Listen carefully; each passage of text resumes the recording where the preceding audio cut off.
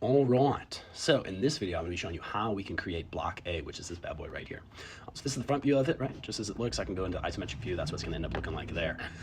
What I'm gonna go ahead and do is I'm going to undo some actions here, so you can kind of see my general overall process of creating this. So what we're going to do is we're gonna go ahead and go onto the front plane. Remember, front plane, we always want to end up creating the front view. Most of the time, it's most efficient to do that, to create the front view, and then just extrude it out. And so just as we can see with all of these shapes, basically all of them, if you end up creating the sketch in the front view, you end up extruding that, it'll create the 3D object.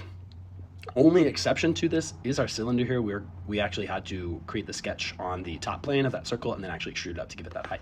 But anyways, we're gonna go ahead and start with A. Now, what I noticed for A is that the width, 2.375, and the height, 1.125. So remember, the width is going in this direction, height is going in this direction. So we're gonna go ahead and first start off by creating a rectangle, and I'm gonna do a little circular cutout. It's actually not circular, but a circle, but it's an ellipse.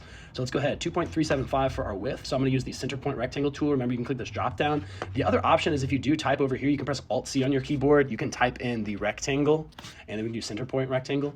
So I'm gonna go right here, we're gonna go down here, 2.375, and then the height was 1.125, just like that. Next, we want to create the ellipse tool. So we're going to use the drop down to click ellipse. Once again, if we press Alt-C on our keyboard, let me try it, escape, Alt-C. We're going to end up bringing this up. Now we can type in ellipse, but I can see that it's already right here, but you would type that in. What we want to do is we want to go to the center now of this. Now you're going to see that there's a little square that shows up. That's just telling us, hey, this is in the center. To the bottom right of my cursor, you also see that little logo that has a line with a dot in it. That's just saying that it's the midpoint. So that means we're in the middle of that line. So now what I want to do is I want to make sure that I am staying horizontal to this point. So as you can see, bottom right of my cursor, there's another little line symbol that showed up there. So I'm just going to click like right here.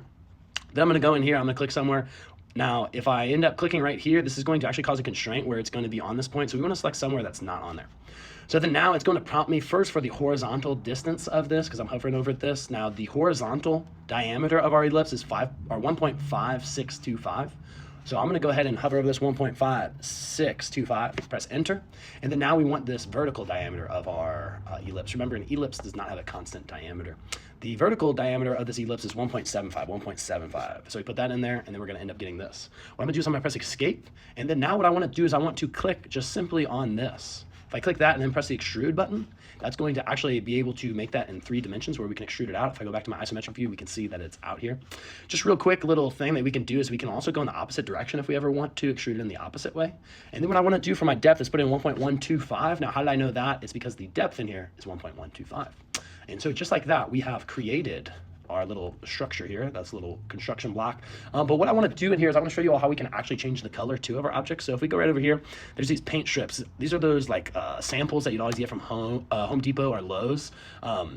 So if you click on that, what you can end up doing is double click on this, and then you can select any of these colors. You can also put in RGB values or also hex code values. But if you select any of these, it'll end up creating that color for you.